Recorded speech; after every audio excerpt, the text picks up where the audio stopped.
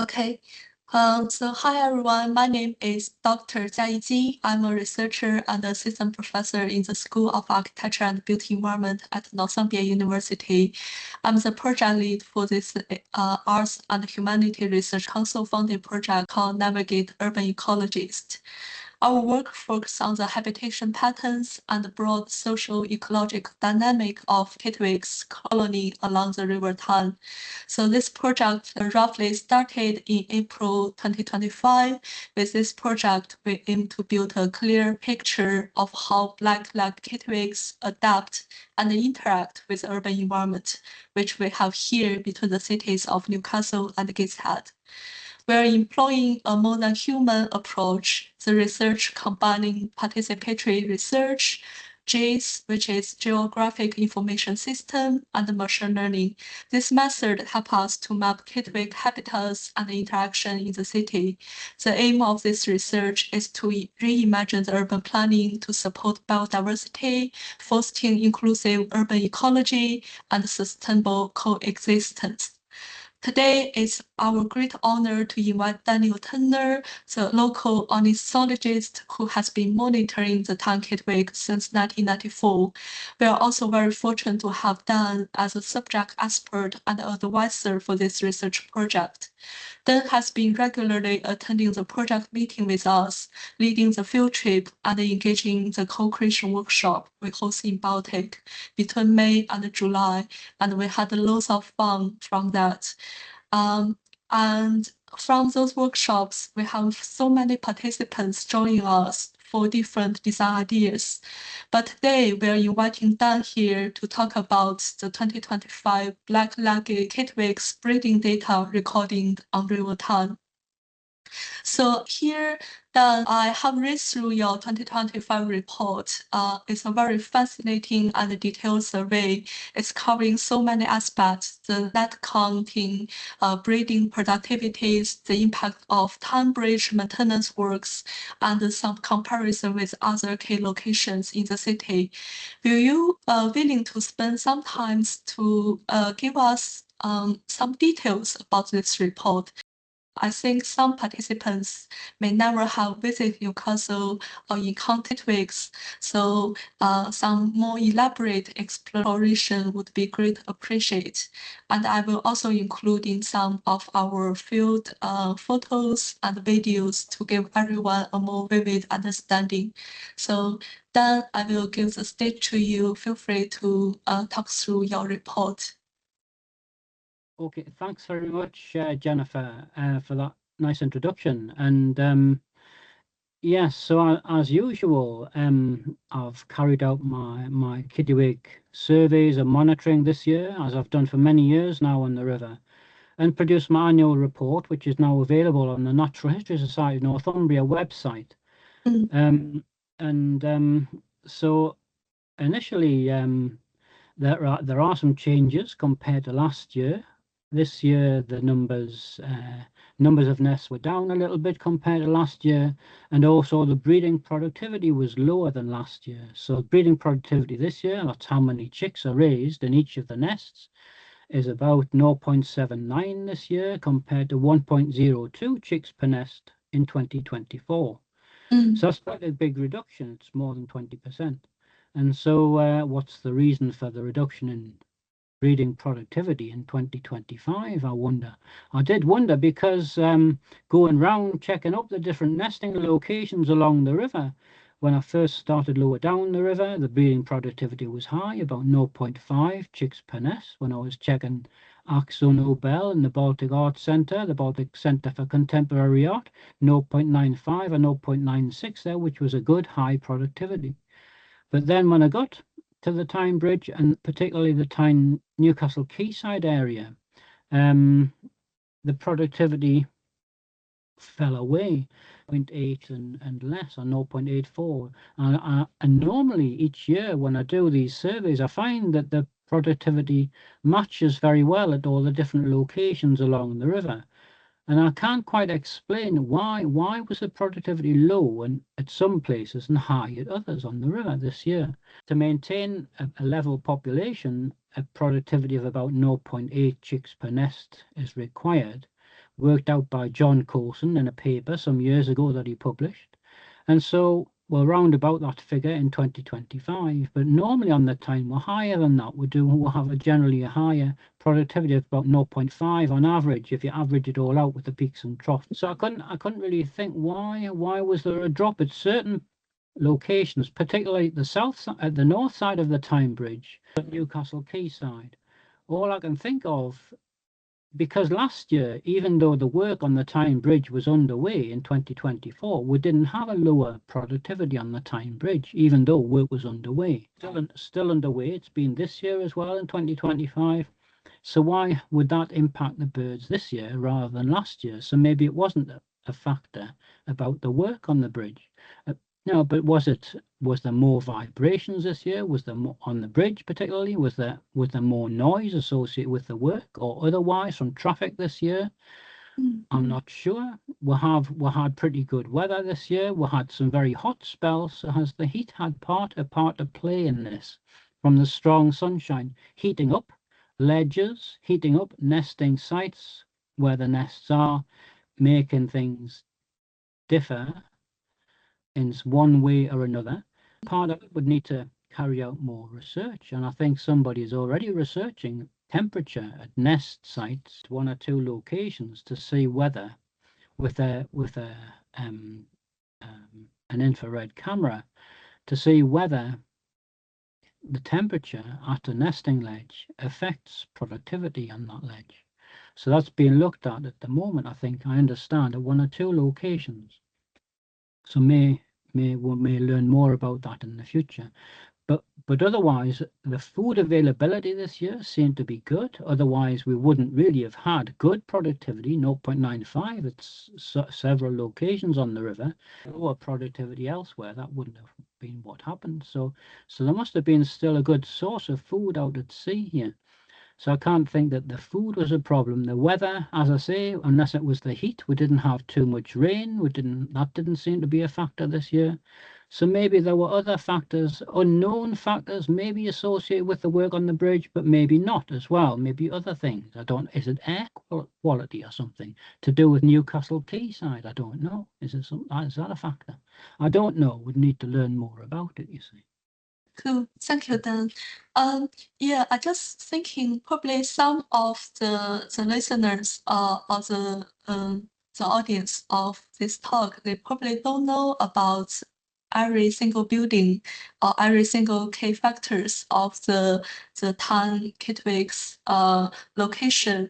I wonder if we can open up the file you have, and would you like to talk about the key location like Tyne Bridge, the railway viaduct in Dean Street, or the Baltic? I think each of them have about 100 the purely occupied nest. So I think it would be lovely to elaborate on those three key locations a little bit more.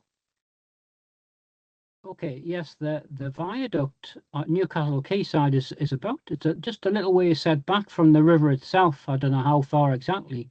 I don't think it's even 100 meters. It might be something like that. It may not be as much as that. But high up on the railway viaduct, crossing one of the main roads there, Dean Street on the side, and then that road leads up into the city centre. And as you say, over 100 pairs nesting along one main ledge on that viaduct roadway, which actually leads to the high-level bridge and crosses the river. There is another ledge higher up than the main ledge where there's a smaller number of kittiwakes nesting as well, and one or two pairs of herring gulls nest up there as well on the deeper parts of that ledge area. But it's a very successful part of the bridge, and there is a lot of chicks there. And they only took to it maybe 10 years ago, something like that, to nesting on that ledge, spreading, because the numbers on the Tyne Bridge have increased steadily over the years since they first nested there in 1996, and the population has found other places to nest and to spread onto. So that was somewhere they've obviously taken a liking to, and found they can spread along the ledge and do quite nicely. The Tyne Bridge itself has at its peak had about 1,100 pairs nesting on the bridge itself. On the north side, on what I call the north abutment, which is the main support for the bridge at the Newcastle side of the river, you'd have some hundreds of pairs nesting there.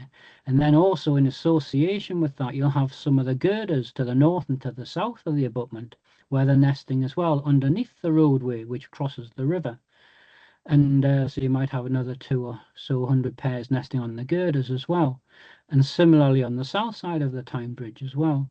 And at the moment, we're down in numbers of apparently occupied nests or nesting pairs on the Tyne Bridge because of the work that's going on there at the moment, which is a 4-year program.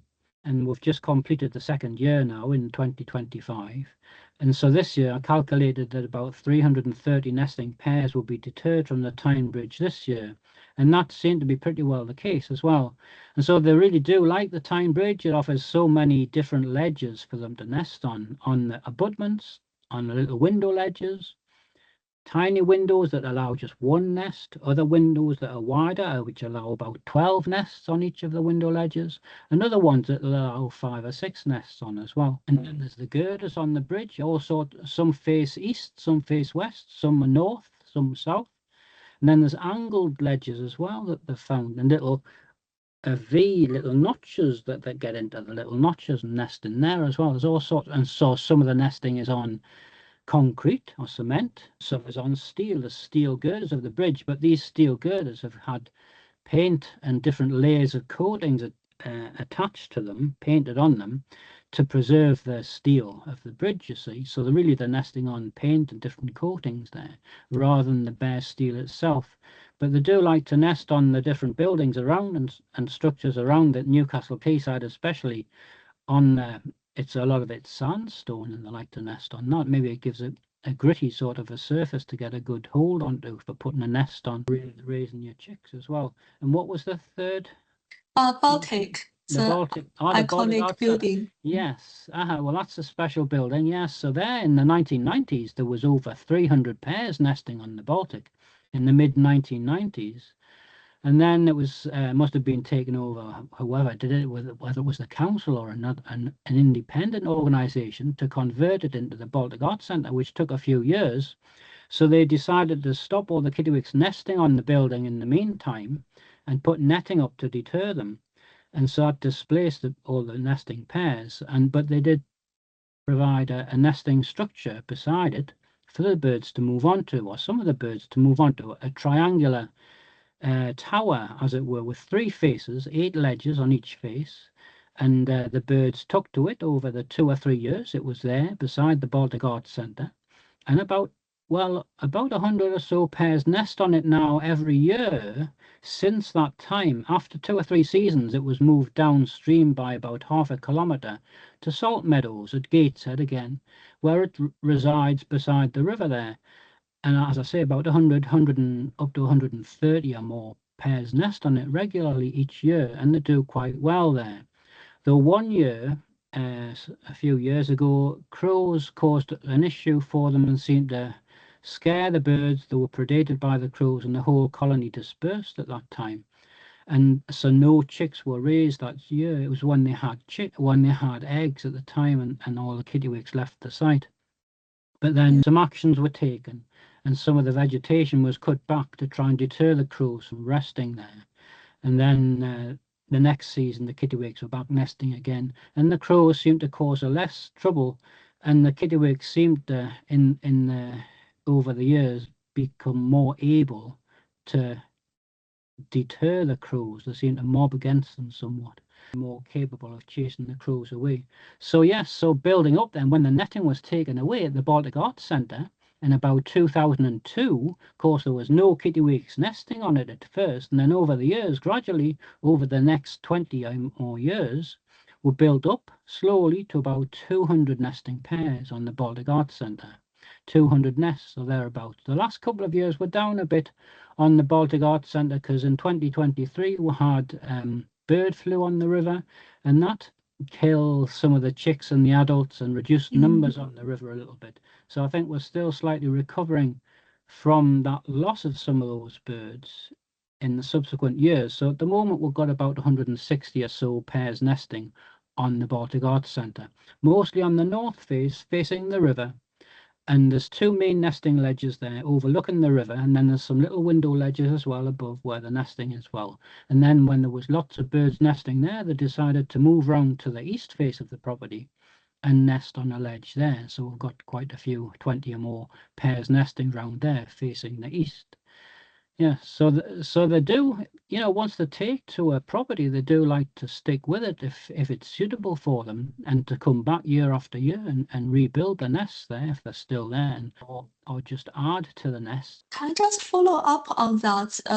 We know that Baltic, the railway verdict and the temperature, they don't have any deterrence measurements within that the building or the infrastructure.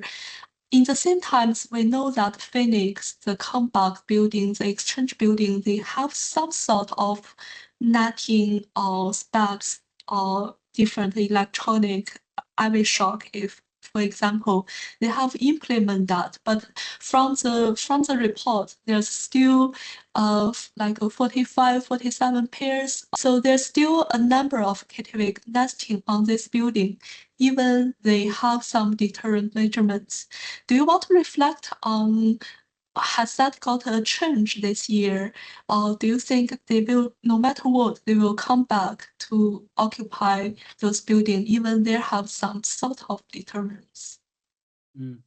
Yes, well, of course, if the deterrents aren't there one season and then they're put up in the winter time when the birds aren't there, the birds will probably, a lot of them do like to come back to the same spot, so they will come back the next year and see if they can nest there again. Yes, so if with spikes, you see, if spikes appear, they can sometimes nest in amongst the spikes because there's gaps, and they can also build a nest in amongst a clump of spikes and to about the height of the top of the spikes, where they're then no longer an issue to the kittiwakes. It just shows how determined they are and how keen they are to come back to the same location. If they've been successful there before, birds are experienced, they like to do that. But of course, with netting, if they can't get through the netting, then they'll have to look for somewhere else. And of course, that's where there can be problems if they can get entangled in the netting, if the mesh size isn't quite right, or if the netting's a bit loose and saggy, or if there's if of course old netting as well is an issue. If that hasn't been maintained and has splits in the netting, birds can get entrapped as well. It's been an issue for us, especially at Newcastle, some of the properties there. So yes, it depends. And of course, there's these circular pads, the fire gel or optical gel pads. And again, so they're not going to get entangled with those. That's a good, they'll just fly away if that's what's the intention, is to scare them away, because it looks like there's a flame rising from the pad to scare them off, you see, if it works properly. And that's a sort of a non-lethal deterrent for them. So sometimes, of course, when they put these optical pads down, there's all sorts of different ones you can buy, and then some of them are defective, so they don't work, so the birds still nest in amongst them. So that leads the property owner to try and think of something else, you see. And of course, you've got to install them correctly and also maintain these deterrents as well, like ivy shock. Ivy shock's a good deterrent. Again, it would just scare the birds off, give them a small shock if they stand on the wire. And if it's working okay, that's fine. But of course, it's got to be maintained as well. And if the birds try to build a nest on it by dropping things on there, over time they can build an area where they can rest on it and in amongst the dirt, and still build a new nest there as well. Thank you for the very detailed elaboration and reflection on the 2025 report. So follow on, I have 6, 7 questions, but it's mainly focused on 2 aspects. The first aspect of this question is, what is the drive of changes in 2025?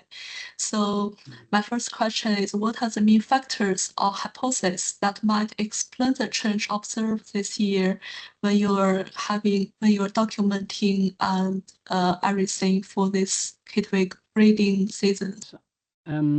As I was saying about the productivity this year being compared to last year being lower for whatever reason it is, I'm not certain exactly what the problem was this year. It didn't seem to be really down to rain.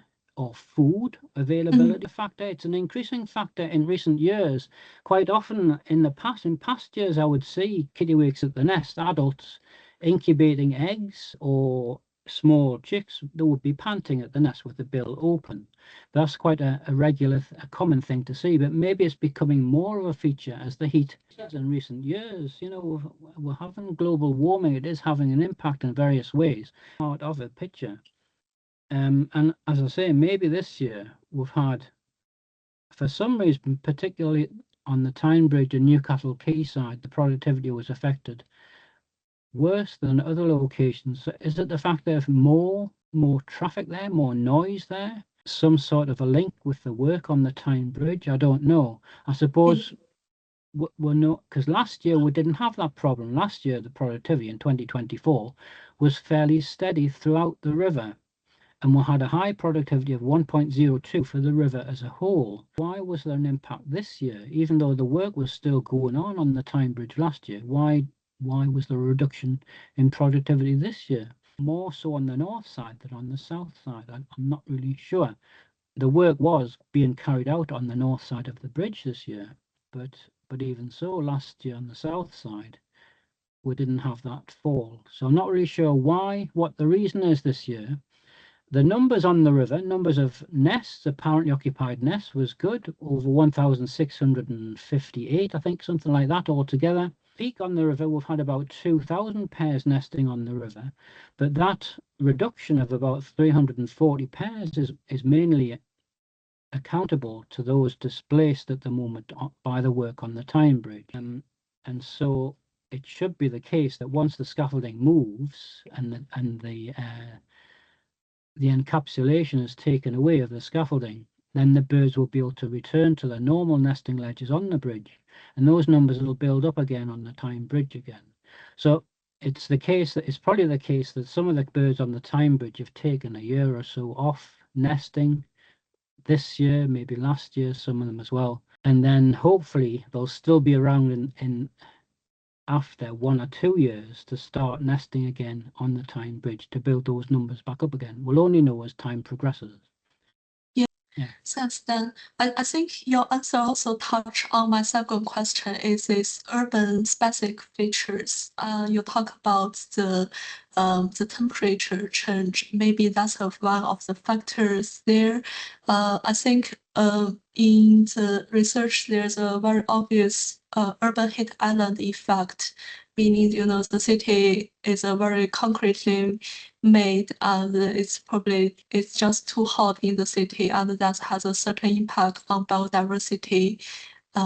So I think there's another aspect, which is a human disturbance. There's laws around this sort of thing about disturbance of birds at the nest and with eggs and so on. But of course, some people don't take much notice of these things. And we've had a bit of disturbance at one of the properties in particular at Newcastle Quayside this year as well, where we've had more than 30 pairs nesting in recent years. And then this year, because they keep putting up different deterrents, we did have a dozen nests on there this year, but of course no chicks were raised because it seemed as though there was disturbance to those nests during the nesting season as well. So we can't really always control what the properties are going to do. We should be aware of regulations around Wildlife and Countryside Act and so on. Yeah, thank you. So my next question is, are there any new and emerging pressures that are unique to the urban nesting environment in 2025? I think you mentioned about Tyne Bridge, so yes, maybe I can think of, yeah. Yeah, we can skip this one. The first one is we notice there's a loss of significant urban transition at the moment. There's a Tyne Bridge restoration, which was mentioning during our conversation several times. We also see the Sage International Conference and the Exhibition Center that has been planned on the Gateshead side. So this could be your prediction that what would be the long-term impact of this development, large-scale development for the wild birds in the coming years, and what could be done to help them to still thriving in the city? Well, as far as the Tyne Bridge is concerned, the next 2 years we'll see the rest of the work completed there, and then none of the original ledges will be blocked, so they will be able to return back to the normal nesting ledges. And I understand the City Council is also considering placing some additional, potentially placing some additional ledges for them to nest on as well. So that would be good. You know, the more help the birds can get, the better. And they have the buy-in, as it were, the acceptance of the City Council now to nest on the Tyne Bridge, which is great. And we've had this increasing population on the Tyne Bridge for a long time now. We've reached a bit of a peak on that, but it'll take a little while for the birds to settle down after the scaffolding comes down, and then the numbers will go up again. But we will reach a limit, I suppose, at some point, and then the birds are constantly looking for other suitable places nearby to spread onto, which means that other property owners need to be aware that Kittiwakes may want to nest on their ledges at some point. So it's it's great to get other property owners, building owners, businesses, to have them to think favourably about the Kittiwakes, and because their numbers are globally threatened, trying to encourage them as well. With regards to the work planned between at the quayside between the Baltic and the Sage there, it's an ideal location for the Kittiwakes to nest at. And so if in some way consideration could be given to the Kittiwakes, some ledges or one long nesting ledge or something, different things could be brought to play for the birds to nest on in the future. They may not, I don't know how high, for working with the planners to plan in for the Kittiwakes to help them. And as I say, the Kittiwakes may not take to it in the first year or two of the property being available, but they might over time take an interest in it and start to nest there, because it's right beside the Baltic Arts Centre where they've nested for a long time. It is set back a little way from the riverfront itself, just a little way back from that, which may put them off, but the birds are still nesting at Newcastle Quayside, that distance from the river, and they will still have a nice view of the river from there as well, on north facing. So I think maybe planners, maybe there could be an opening for the public to get involved and provide some plans for what structures could be added, encourage the Kittiwakes. Thank you. So then my second group of questions regarding the data gaps and the future monitoring for bird citizen science. My first question is, what are the key data gap or methodology challenge you have identified in 2025 monitoring? Well, something that would be nice to know a bit more about, which I don't really get the chance to observe during my observations and my recording of the birds, because I'm looking from down below up generally at the nests, is the timing of the egg laying and the chick hatching. To know more about that would be very useful. So I think it would be good, I don't know, if cameras could be employed at certain locations to focus on 2 or 3 nests, that sort of information, that would be possible. Or if some enterprising people would like to make some detailed observations certain periods of time to look for these sorts of things. And also there's a potential for using the Baltic Arts Centre Kitticam, the Kittiwake camera on the long ledge there on the north side, to look at that, the 3 or 4 nests that's focusing on, to look, it's available throughout the day, 24 hours a day when it's available. And some observations maybe by a group of people taking shifts or something over 3 or 4 week period to see when the eggs are laid, and then we could work out roughly when the eggs would hatch, and then to observe at that time to see identify exactly when the eggs start to hatch and so on. Be nice to know a bit more about that. But some observers out in the field as well, rather than just looking at their camera at a screen at home, you see, out in the field with a pair of binoculars or a telescope or something, and observing a nest as well, if we couldn't get cameras fitted up to, it's nice to be out in the field to hear the birds and to see them in person, sort of thing as well. But it'd be nice to fill a bit of a gap there, just to check to see if things are changing with regards to timings or so on. Is it affected by particular seasons? Is there a factor to do with the weather with regards to that as well? You know, and let's compare it with data in bygone years and so on, and have data, current data, to have to lead into the future as well.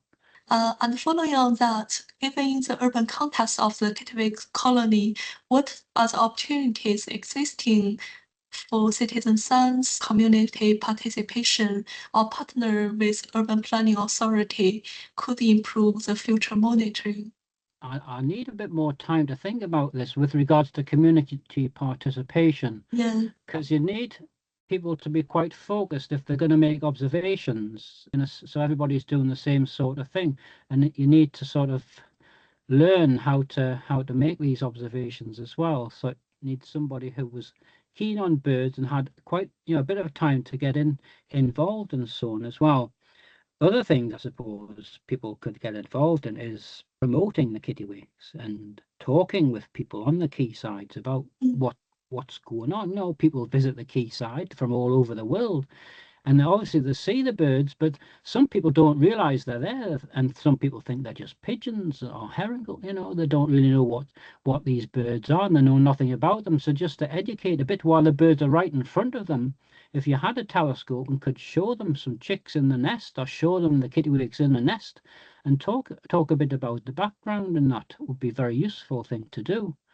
And have some information boards or whatever. And also with regards to urban planning authorities, I had a meeting a few weeks ago with a surveyor in relation to the Guildhall, the building on Newcastle Quayside, because they want to renovate the exterior of the property and bring it back into use again. There is some avishok on some of the ledges there, and but they were asking when was the best time to do the work and how could they work around the kittiwake, planning it.